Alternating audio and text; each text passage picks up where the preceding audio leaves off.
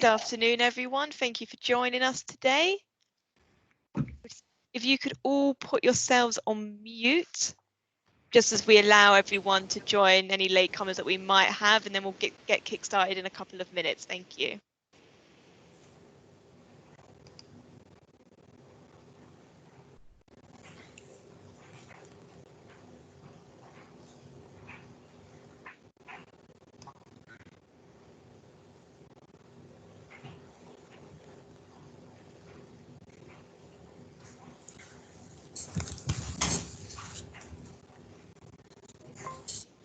For those of you that might be new to Teams and are unsure of how to put themselves on mute, it is literally a case of you should be able to see a toolbar on your screen, and there should be a picture of a microphone. It's to the right of one that looks like a video camera, and if you just tap on that, that will put you on mute. Thank you. So we'll just give it a couple more minutes just to let any latecomers join, and then we'll get kick-started.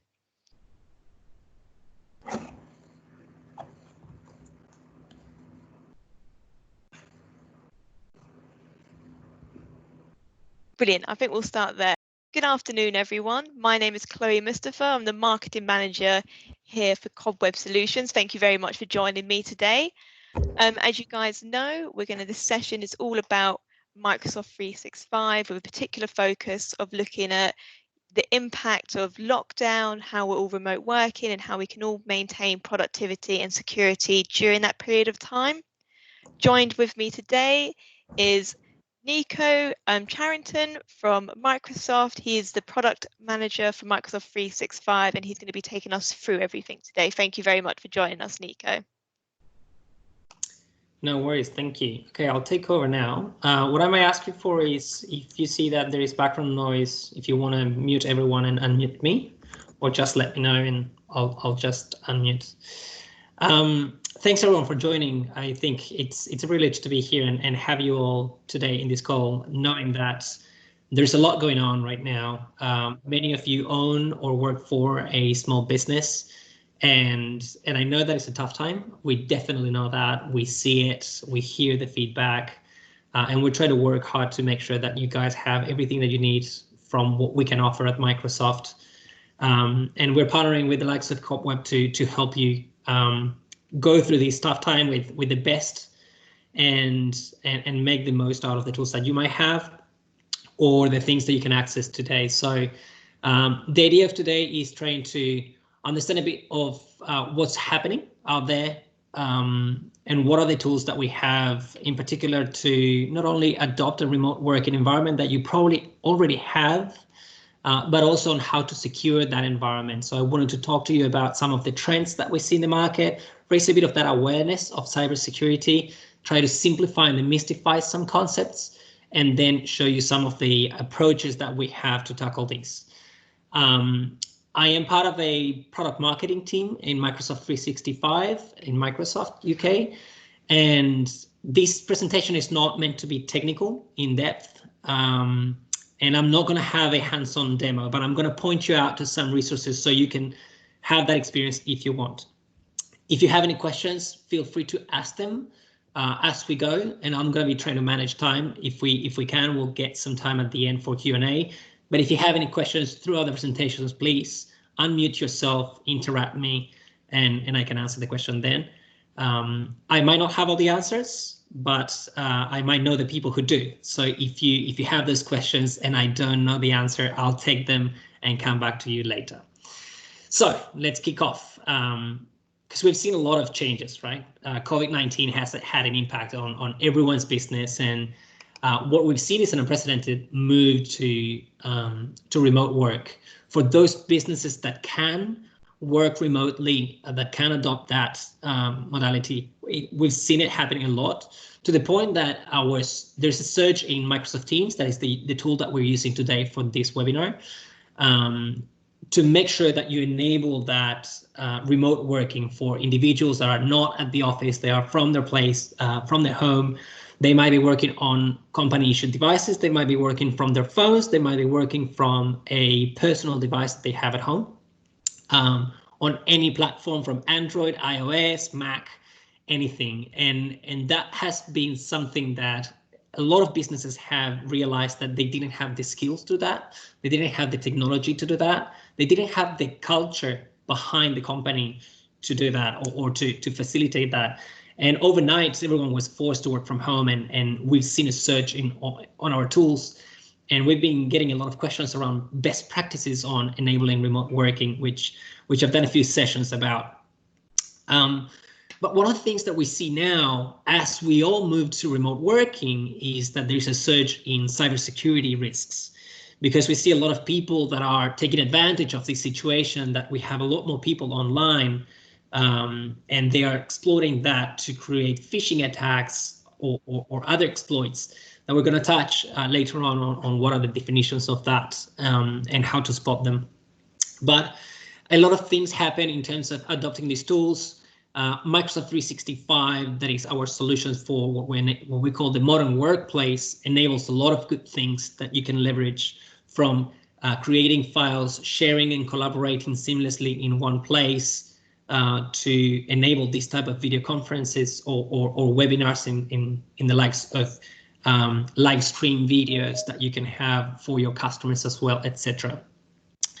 So I wanted to move on from that and try to show you what is the framework that at Microsoft we're trying to follow, that you're going to see over the next few weeks a lot of content coming from us. And what we're thinking is an approach that has 3 different stages, from navigating the now, making sure that you embrace and adapt to this new reality that happened overnight. That is a challenge. What can we give you to help you through this tough time? Then we're going to go into this phase of planning what's next, when you embrace these as the new normal and you start embracing the changes that are happening in the market based on the COVID-19 pandemic. How can we start rebuilding our business and continue trading and going back to a new normal, as we would think about it? And then in the future is about, how do you reshape your business? How do you transform and take advantage of the things that you've learned or embraced through this period, hoping that one day things will go back to normal, but you can take a more growth mindset in terms of how to embrace and adapt things to simplify. So we're going to talk about that in a second. And the tools that we have behind all of these are more around Microsoft 365. At Microsoft, we have a lot of solutions, but Microsoft 365 is the core productivity solution. We call it the world's productivity cloud. And it basically touches on 2 main components. One is the personal productivity that you might be familiar with, the Office suite. We have Word, Excel, PowerPoint, but we also have a lot of tools to embrace your own personal productivity, and the organizational productivity, where we help you collaborate with others in your team, or collaborate with suppliers, connect with customers, and so on. And underpinning all of these is that secure platform, because Microsoft 365 has a layer of security in the Microsoft security graph that is underpinning everything, and it's very important. So we're going to touch more in depth in that topic, because it's something important.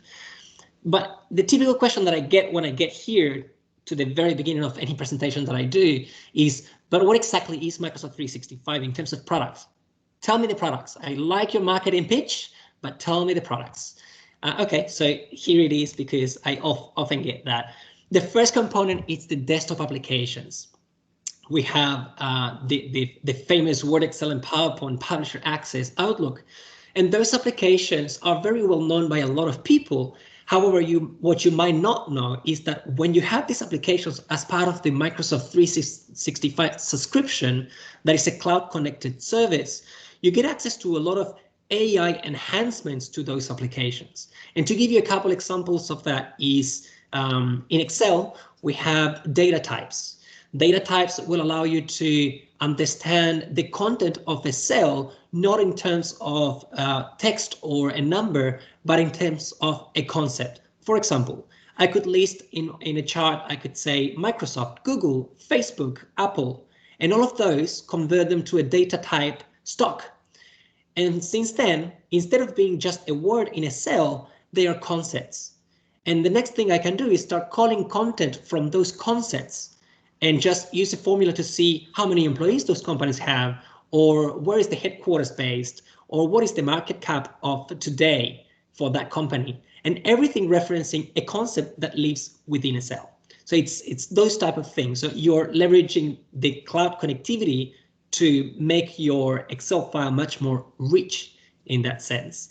In PowerPoint, we have enhancements around design, where you will be able to start writing whatever it is content in your blank slide, and PowerPoint Designer automatically will kick in, will offer you dynamic content with images and videos that you can embed with one single click into your presentation, and have even the provision of icons or images that are related to the content that you're using, so you don't waste time on building that template that takes you a lot of time on the way it looks, and you can focus on the content itself. So that's something that is really good. Another one that I really like in PowerPoint is Presenter Coach, because public speaking is something that is a bit of a nerve-wracking situation for everyone. So now if you go to office.com and you start your application, your PowerPoint presentation from there, you will have an option to rehearse with Presenter Coach.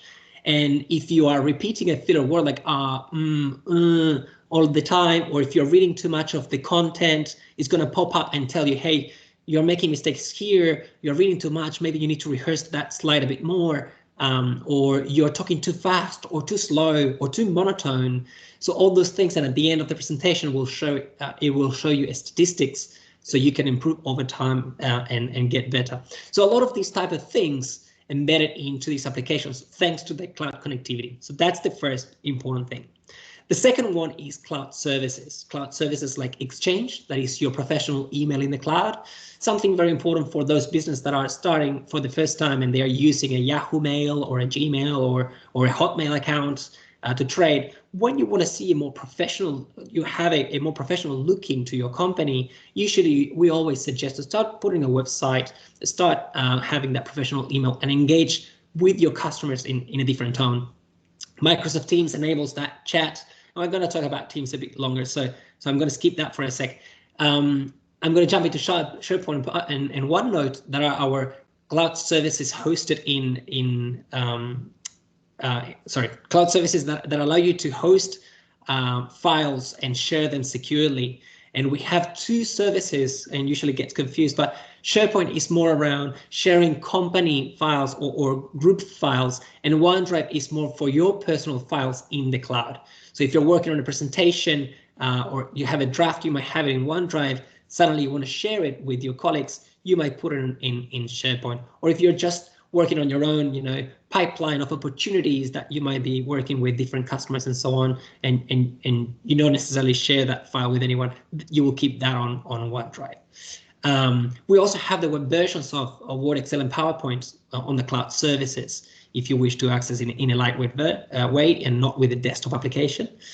And finally, and the one that we're going to deep dive a bit more today is advanced security, because we have a lot around security, and over the last few years, Microsoft have become one of the leaders in the cybersecurity space. And what we've done is taken all this infrastructure that we created for those enterprise companies with a lot of artificial intelligence and machine learning to detect, respond to those threats in the market. And we've packaged in a way that is simple for small businesses, getting rid of all the hassle of managing all those complex things. And when you have dashboards or things in the back end that are not relevant for a small business, what we're doing is creating a set of solutions that are catered to the needs of small businesses and give you that security layer that you need. And we're going to talk about that today. And just to finish with this, we have a portfolio of products that recently changed the name. So you might have received from the team at Cobweb, you might have received communications if you own one of these services. And the portfolio is divided pretty much in three services. Microsoft 365 Business Basic, just the cloud services to enable that presence online with the email and collaboration. And you will have the Word, Excel, and PowerPoint web versions. You have Microsoft 365 Business Standard that includes the same service as Business Basic, but the addition of the desktop applications, so the rich desktop apps. Then you have Microsoft 365 Business Premium. That includes not only everything that I just mentioned in standard, but also all the cloud security components as well, and device management. Okay, let's jump into Microsoft Teams, a bit of a deep dive, because this is the solution that everyone is using today, and it's a big buzz. You probably all know it. If not, I'm going to give you a brief overview of what it is, what it does. And today you're using it, so you have a hands-on experience on its own.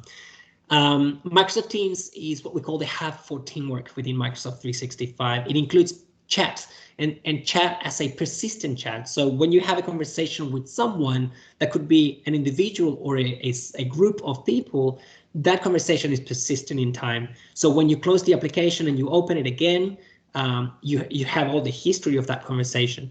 That conversation can include things like files. When you post a file, you can share and collaborate within Teams.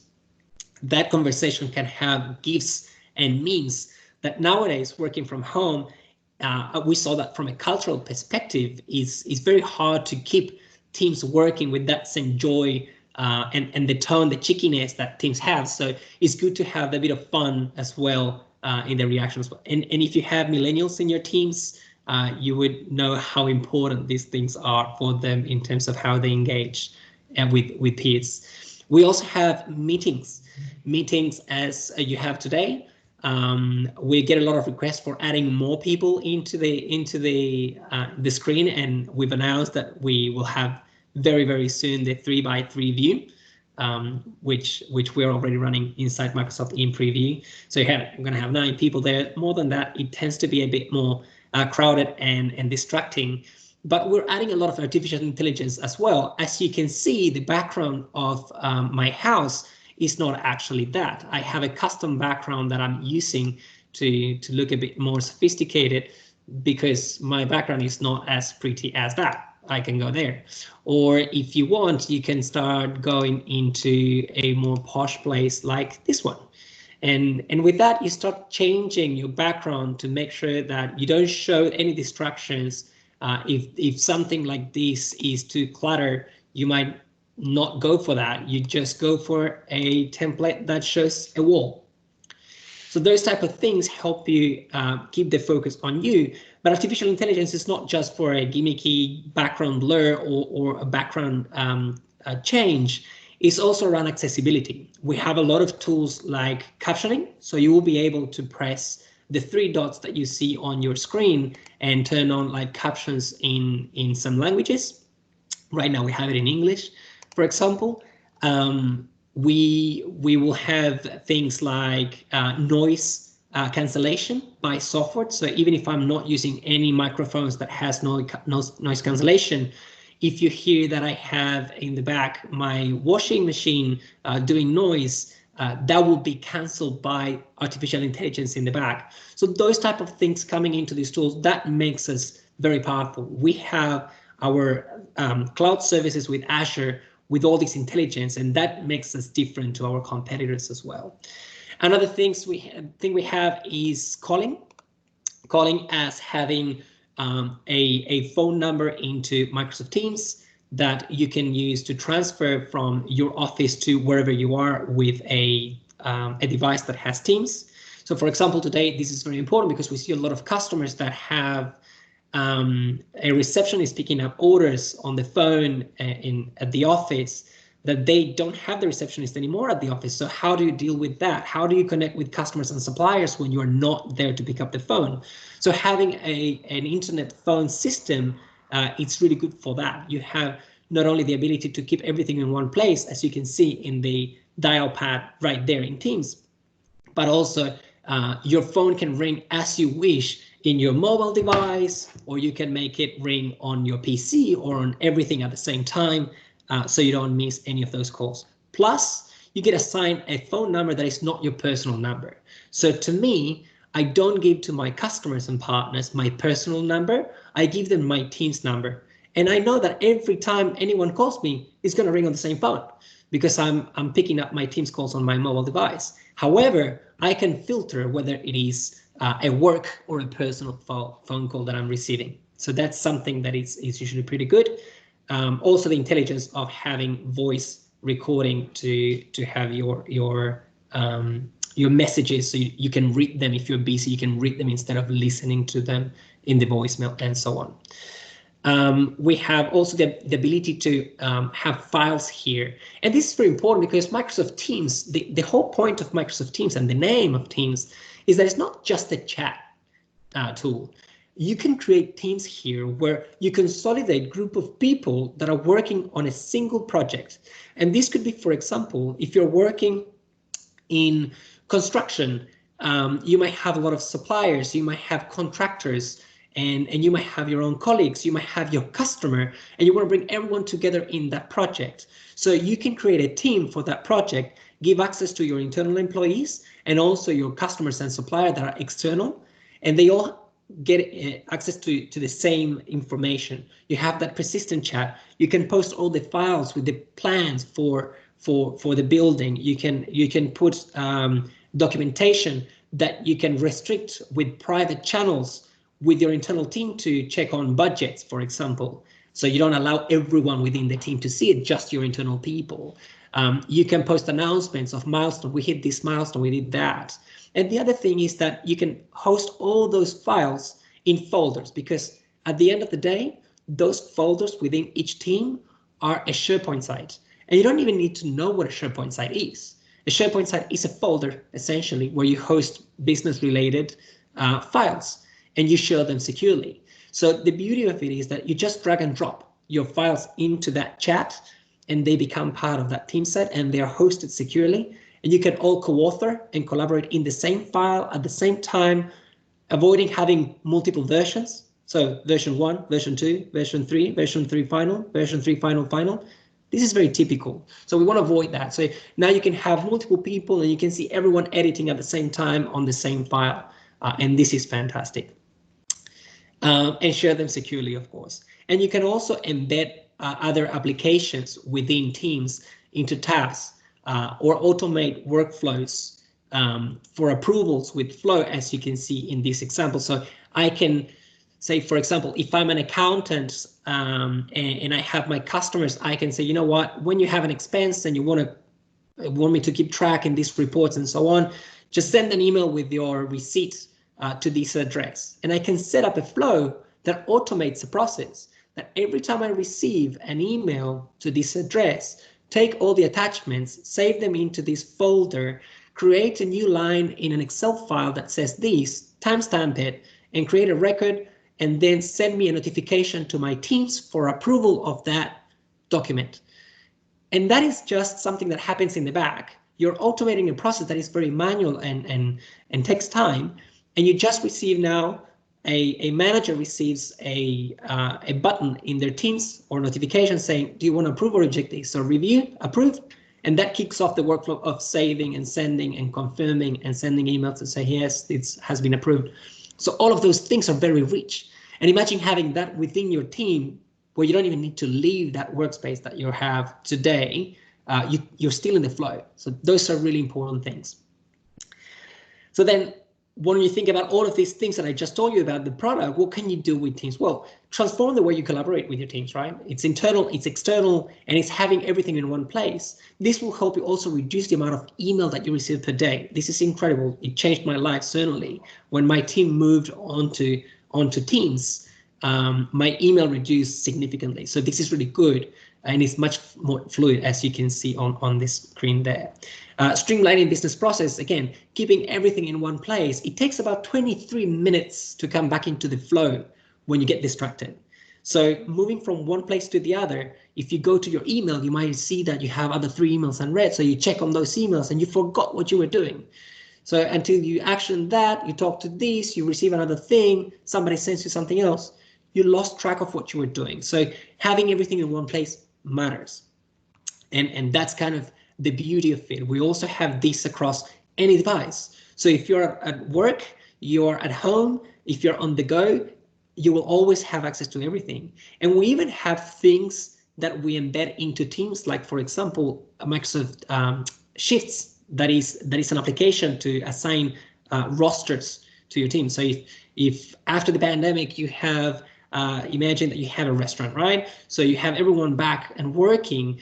You will be able to assign rosters of the waiters and cooks and so on into this single app.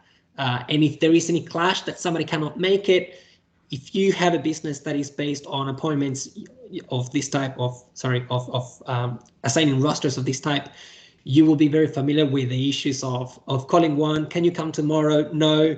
Okay, I call another one, and are you coming? Yes, no. So all of those things disrupt your business and take a lot of time from the managers and the business owners. So we want to make sure that we simplify that and streamline that.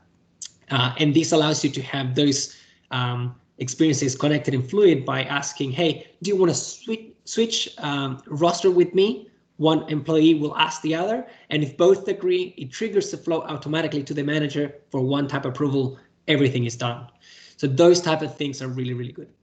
And again, one more time, Microsoft Teams is built on the Microsoft 365 graph. Is the Microsoft graph is down there, and it has all the security signals and all the security capabilities and compliance that you expect from any Microsoft 365 solution. So that's really, really powerful there. If you want more around Microsoft Teams, there is a deep dive session today, hands-on, at 4 p.m. So connect with Chloe, and she'll be able to share the details. Or maybe Chloe, you can post them in the chat. If you have a link for registrations for that, post it in the chat, and people can join if they want. And we also have a lot of resources to help you with remote working best practices. So if you go to aka.ms/resilient operations, that is our UK site for remote working and what we see in terms of the COVID and how we're responding to it. You'll find a lot of information, including a lot of details on those 3 types of things that we usually talk about with our customers.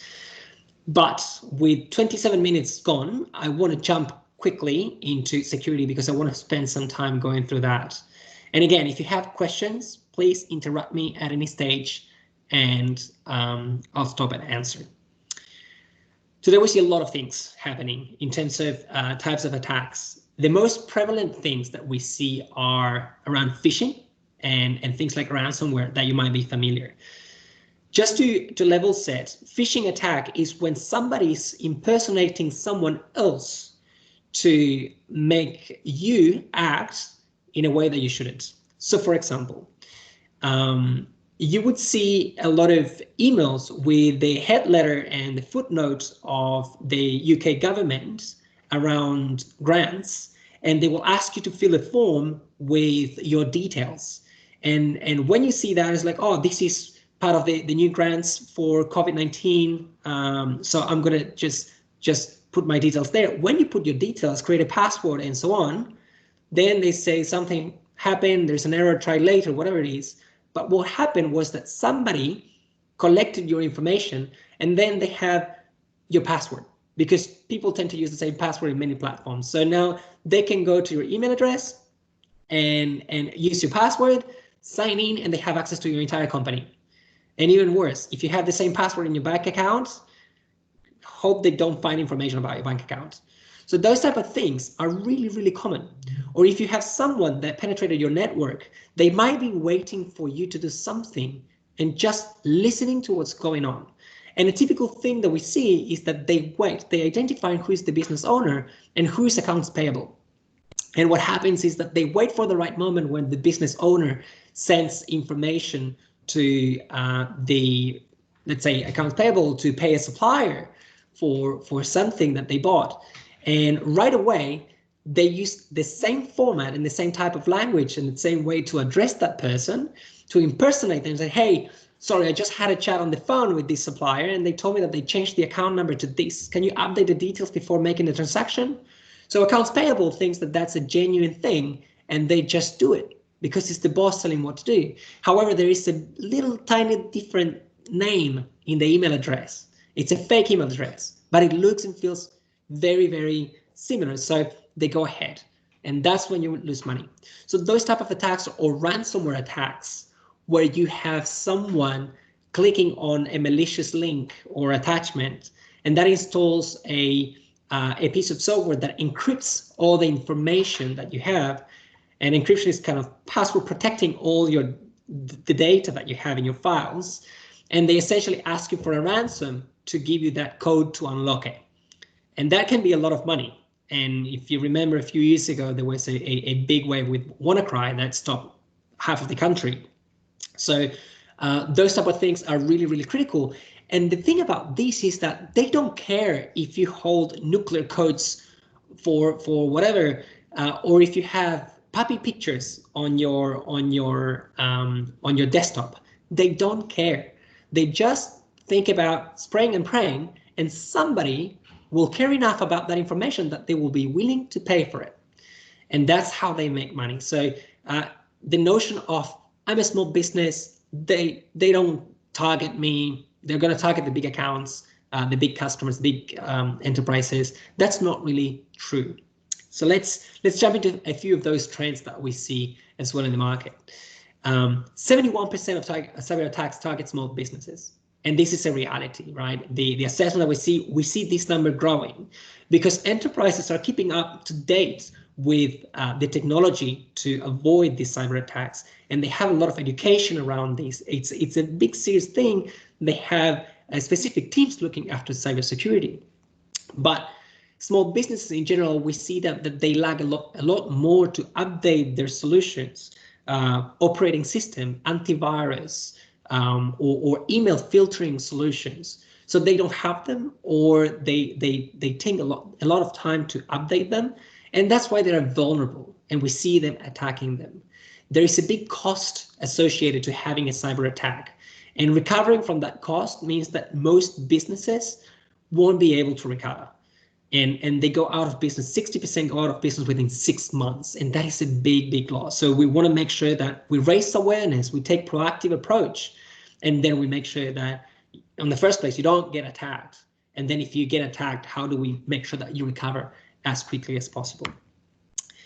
And the typical thing is why are they so successful? What are the weak links in our place? And I would say that the weakest link, unfortunately, is people. It's people because when you receive emails from malicious agents, the software might have caught a lot of things, but these socially engineered emails are expecting to catch people's lack of attention or the fact that they're in a rush. And people click on them, they open the email to see what it is. It might be lack of education, it might be they just want to see who it is. Maybe it's a new customer, a new prospect. So they open the link, 30% open the links and the email, sorry, and 10% of them click on the links. And that is a problem. And again, going to the second part, the passwords. We need to get rid of passwords. And we are working very hard across the industry to make sure that we get rid of passwords. And you might have heard about the FIDO Alliance. This is an alliance that we have with multiple vendors in the industry, including Google, where we're trying to come up with ways to avoid people from using passwords only to sign in. That's what we call the second method authentication, or multi-factor authentication. And you might have seen that a lot of banks, if you want to update anything on your bank account, they're going to send you a code on a message, or they're going to ask you to put your Face ID or your thumbprint or a PIN. So that is the second method. That is something that we are working on across the industry to make sure that we enforce, because passwords are the weakest bit. Passwords get leaked all the time. You can buy a list of leaked passwords on the dark web, very cheap. Or if people use the word password as password, or 123, or your name, or any information related to your name and a number that might be relevant, like your address or stuff like that. All those combinations, there is software with sophisticated algorithms that do that and reiterate until they find information they need. So we need to get rid of passwords urgently. And finally, the other one is mistakes, because you tend to write someone's name and suddenly you didn't realize, and instead of Johnny A, you send it to Johnny B, and that is also a breach. You might be sending confidential information, and that is something that happens quite a lot, actually. It's 53% of users have shared information accidentally when we surveyed our customers. So a big thing. And when we think about the technology stack, we start looking at what are those areas of pain. And as I said, you have email, where it's the window to receive all of this stuff, right? The ransomware attacks, the phishing attacks, everything tends to come from there. Or when you send confidential information by mistake. Mobility, this is also another issue, because you have some documents living in devices that are issued by the company, some documents that are living in devices that are personal from the users, like your mobile phone, or right now a lot happens around having your own personal device if you couldn't take your desktop from the office, for those who still have a desktop. So all of those things, very important to make sure that you allow users to access certain information only if the device is secure, if they have the right credentials, if they have the right policies applied to them.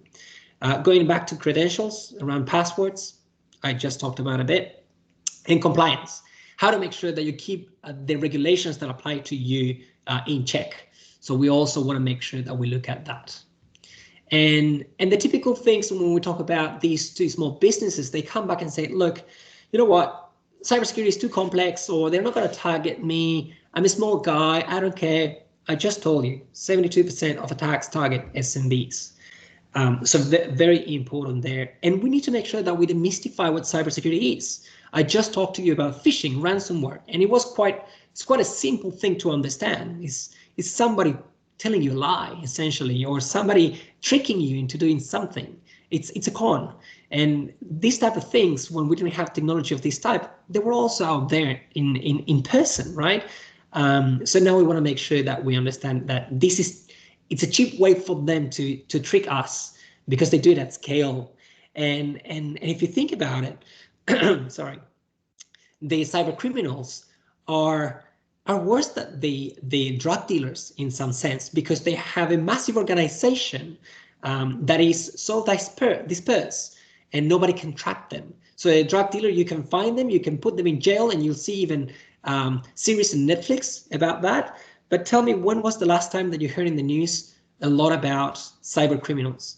The problem is that it might be a 14-year-old in his grandma's basement, right, that is attacking you, and you don't even know that. So that's the tricky thing. It's very hard to find them. And the dark web exists. The dark web is a place where you can buy a full kit of hacking solutions for a few quid.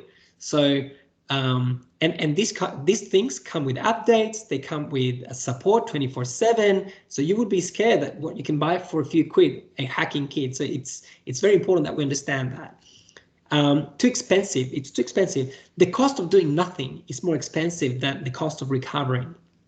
Of the cost of putting a solution in place that might block this. So think about what are the layers that you need, and what are the things that you need to protect the most, and make sure that you have at least the basics. And again, this, you can go from simple to sophisticated. It's like building a castle, right? If you have something important, you might put it in the middle of your castle, and then you build a wall, and then you build a moat, and then you put some water in the moats, and then you put piranhas, and then you can build 3 walls after that. So you can build your own castle around your information and your business as you wish. The more layers you put, the harder your business is going to be to be penetrated, which means that attacking your business is very expensive. And related to your own marketing, think about your own marketing. Who do you go for? Do you go for the customer that has money saying, hey, I want to buy your products? Or do you go for those that are buying the competition and they hate your brand and so on? So you kind of want to think about that as, if I was a hacker, who would I go for? So if you have a lot of walls to prevent, the more walls you have, the better. Of course, you want to balance that with the cost associated that they have and what your business is about and what you need to protect. And we need to make this a business priority. This is not a business priority for a lot of people, but when you start to understand the extent of this, it becomes a business priority. And usually, unfortunately, this moment happens when somebody in your friends or family circle is attacked. And I see this all the time. Business that don't react, but they see someone in the family that got attacked in their own business, and then automatically it becomes a priority and they act. So I would say, hopefully that will not be you who gets attacked, but the earlier you react to this, the better. So how do we want to tackle these? The way we are thinking about this is to protect three main areas. One is protecting you from the external threats, so all the things that are out there, the phishing attacks, the ransomware attacks, and all those things. Protect your data against leaks, and that could be leaks done by your own people by mistake or on purpose. And one example, I had this accounting business owner. They had 10 people, a small firm, but they had some big customers. And this person told me that he had to fire one of his employees because he was doing something that was not the right thing. And they were a very small business. They keep track of all the customers in a spreadsheet. This is pre-GDPR. And he said that when my employee left, he had that spreadsheet in his mobile phone. And through that, he started poaching all my customers. And if I had a way to restrict him from taking all this sensitive information with him, it would have been gold. And this is when I was presenting exactly this and showing that that is one of the capabilities that this product has. So that's kind of something you want to think about. How do you encrypt things? How to keep them safe? How do you have backups, archiving, and so on? And then finally, controlling who has access to the information. So only you need to let access information to people that are meant to access the information, being internal in your company or external with customers. You can restrict that. You can put those restrictions there in the file itself. You can make sure that the people that are accessing this are only accessing from trusted devices, from trusted networks. So all those things, you can make sure that happen. And the way at Microsoft we look at this is looking at the entire, every single layer of the information flow. So if I think about the user, you will have issues with the compromised login. Their credentials might be weak and they might be working from suspicious locations. Because let me tell you, if you were in lockdown today in London and tomorrow you're logging into your business information from Nigeria, you're likely not to be you.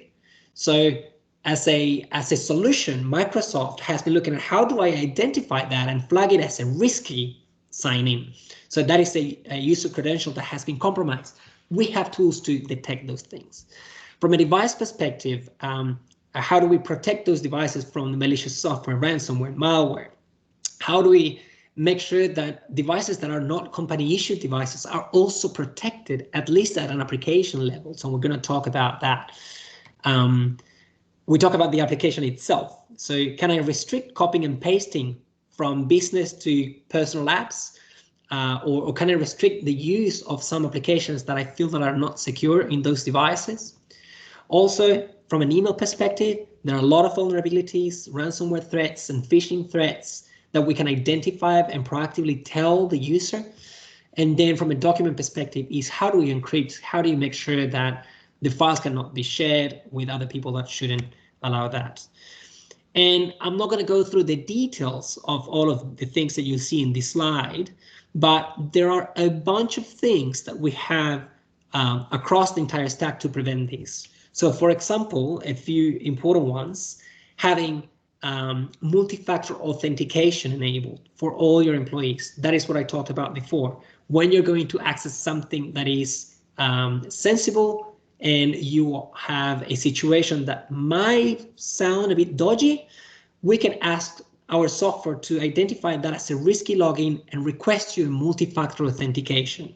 Now, if you're logging in from the same location, from the same device that is trusted into the same information and there is no random behavior, we can also tell our system not to bother you with a multi-factor authentication, right? So how do we do this in an intelligent way so we don't disrupt you every 2 minutes asking you to sign in with your fingerprint or your Face ID, but at the same time, if anything is suspicious, we flag it so something happens and requests that second method.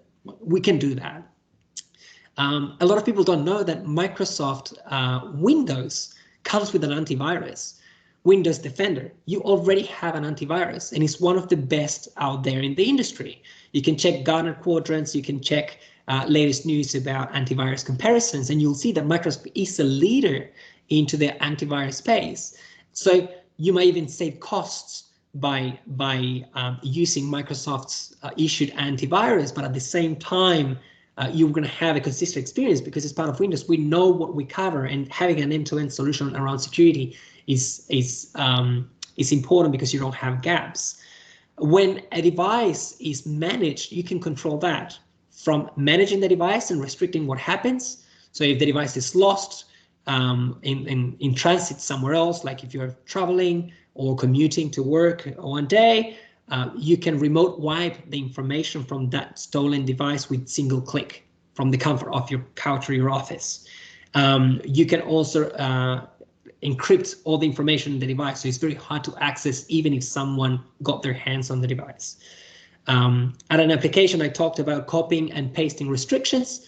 So if you have a patent for a product that you are developing or a new contract that you're working on, and you don't want people to copy and paste into different places, you can restrict that. So if I want to put it from, let's say, an email or Word and copy it into an iPad Notes, if I have a tablet of that kind, the thing that I'm going to paste is going to say your administrator doesn't allow this action.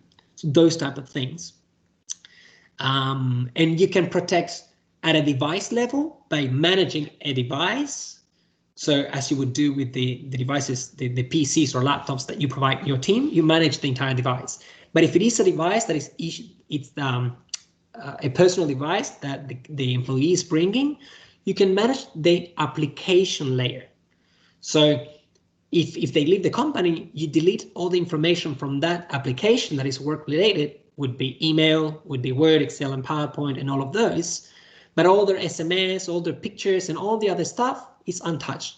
You don't have access to it. And you even have the peace of mind that your employee has, actually, that you're not going to be looking into anything that it is not belonging to you because it's their personal device. So you can do those things.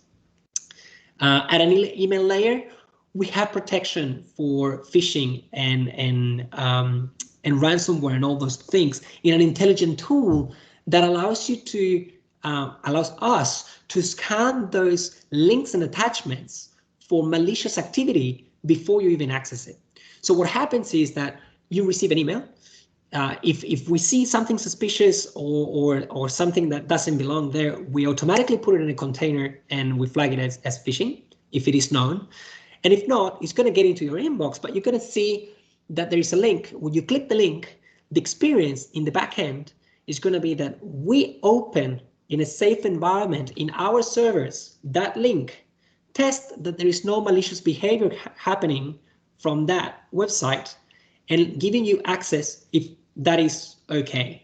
And if it is not, we're going to pop up saying, hey, that is malicious, don't go. And this happens in milliseconds. So your experience is click open or click banner or warning. So those type of things, super important you have there. And the same thing happened with the attachment. You have a lot of PDFs or Excel or Word documents that come with malicious macros and stuff inside of them. So we check them. We can check them in a container, safe environment. We call it the detonation chamber, right? And we make sure that there's nothing malicious. And we don't scan your data. We don't look into it.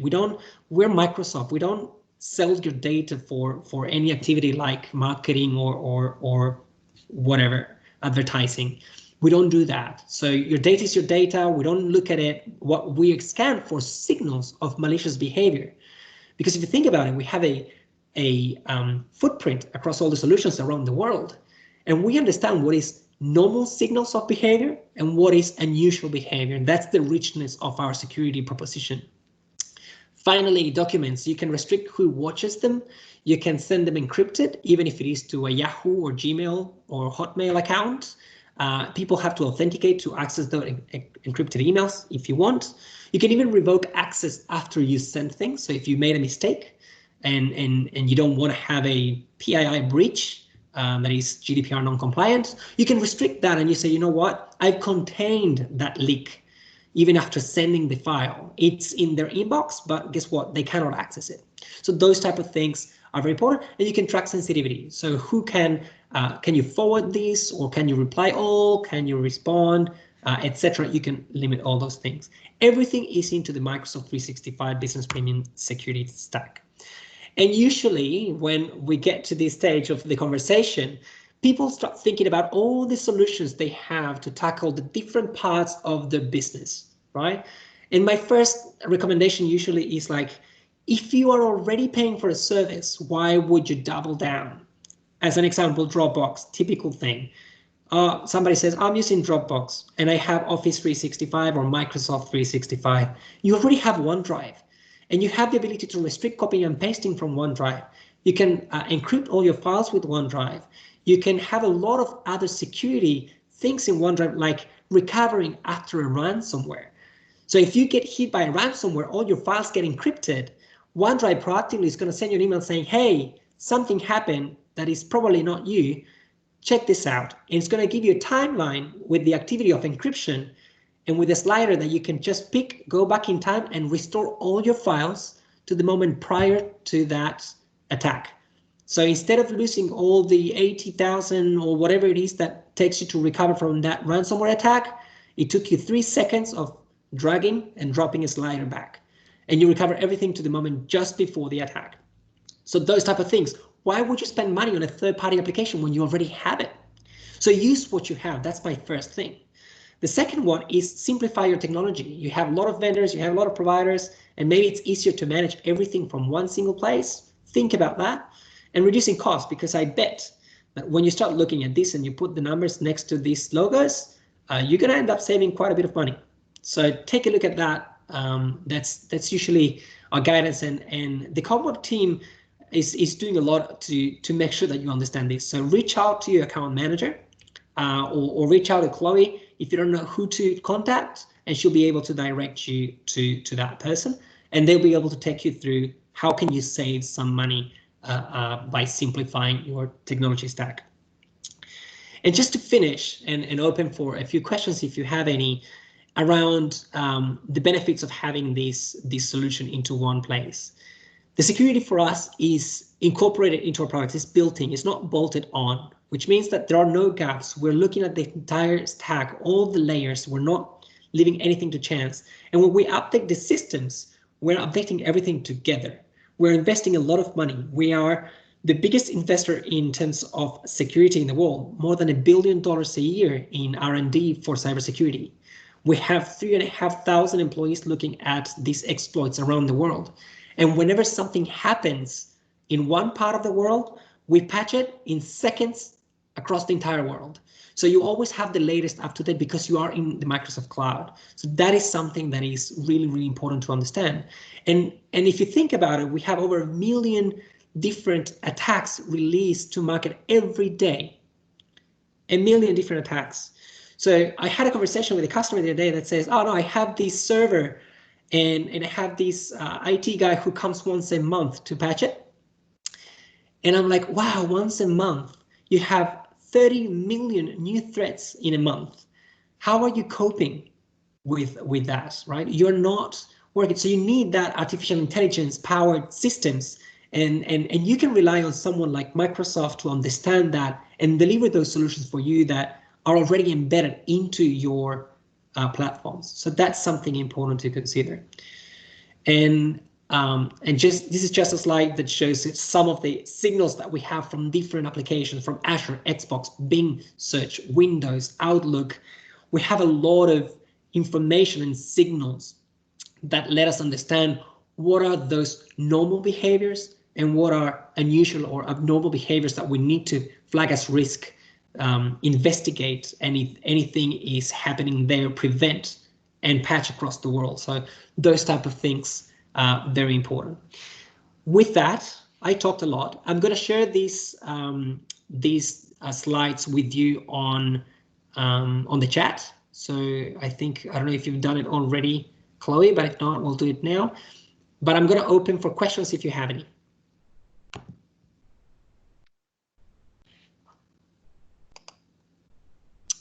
You're going to have to unmute yourself. If you don't know how to do that, put your mouse over the screen. You should see a bar popping up with a microphone that is crossed.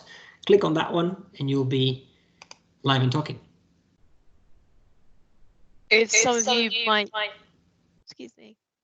be uncomfortable with going on asking your questions over voice, please feel free to use the chat as well, which is obviously clicking on the speech bubble in that toolbar that Nico was just referring to on Teams. And also, obviously, if Teams is new for a lot of you, please join our sort of training session later today. That's at 4 o'clock. I will be sending an email round to all of you as our attendees with additional information about Microsoft 365 and Teams as well. So there'll be a link to that webinar if you guys want to join that later today. 45 minutes, really, you know, Teams for beginners, and you'll be experts in no time.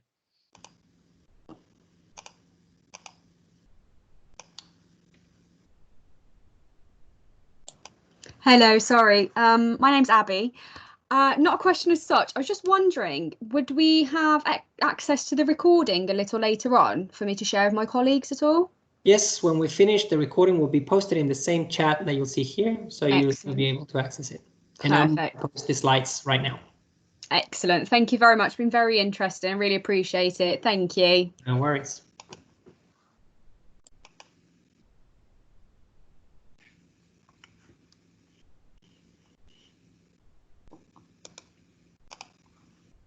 There is a question in the chat, and yes, the slides will be shared as well. They'll be put in this chat like Nico has already said, but we will also share them with you via email as well, just in case you missed this chat.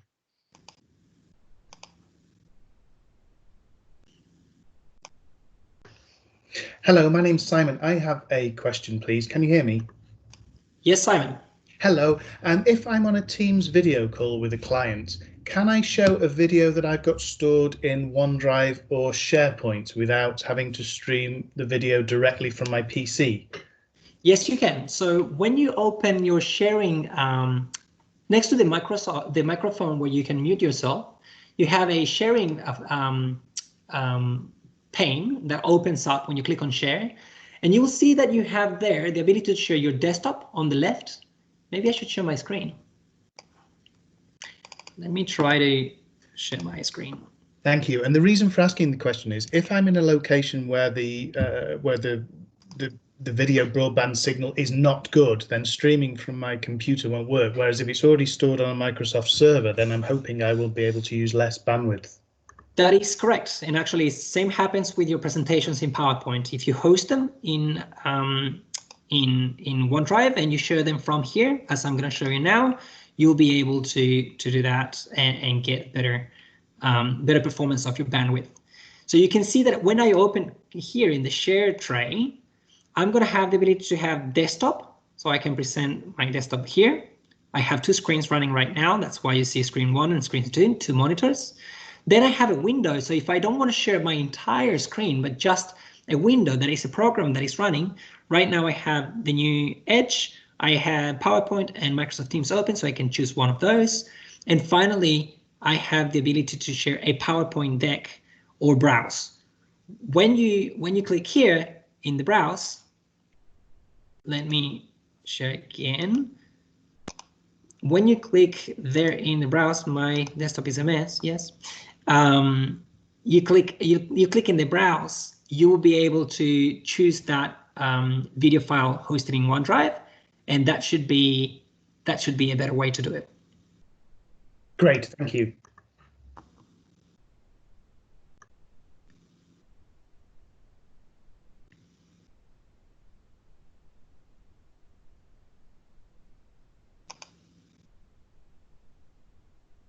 Any other questions?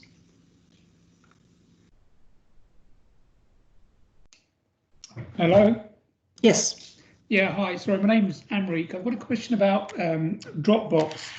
I use it to store client files on, and I have looked at trying to use OneDrive as an alternative, but it doesn't really seem to offer the same functionality.